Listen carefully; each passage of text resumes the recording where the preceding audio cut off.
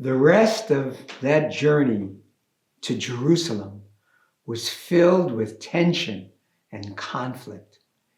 An Israeli soldier had been kidnapped, and this was the start of the Second Lebanon War. The usual tensions between Arabs and Jews was ramped up to an unbearable level. I decided to go home early. There was no chance that I could make a real Muslim friend in these conditions.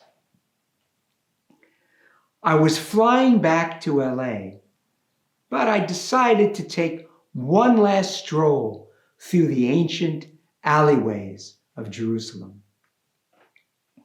I was walking on a very narrow cobblestone sidewalk. There was just enough room for one person to pass at a time. Cars were zooming by. Then, in the distance, I saw a shimmering white vision coming towards me. After a few moments, I realized that this vision was actually a devout Muslim girl, maybe 20 years old. She was dressed like a princess in an all white and silk wool dress.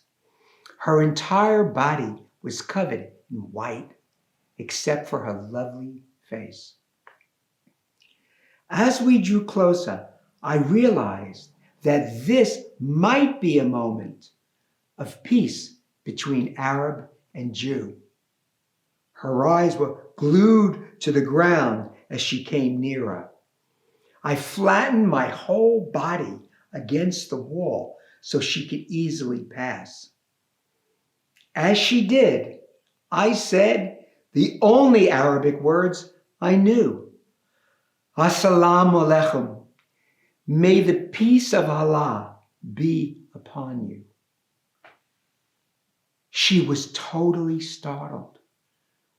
She looked at me, and then instantly we were together in the second now.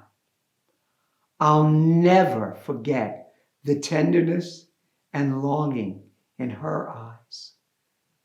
She too wanted to make peace, but it was only possible in this fleeting moment.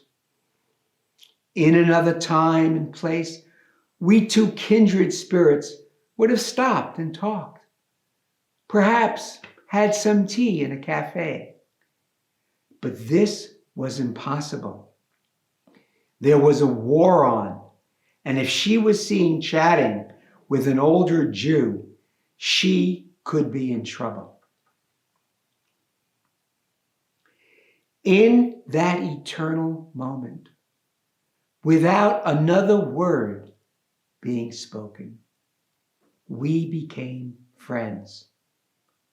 There was love between us, not romantic or sexual, but the love that can exist between sister and brother, children of the same divine mother. Frozen in time, I watched as this vision of loveliness walked down the cobblestone street.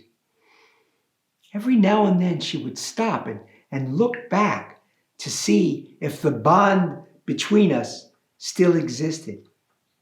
It did. Finally, she vanished around a corner.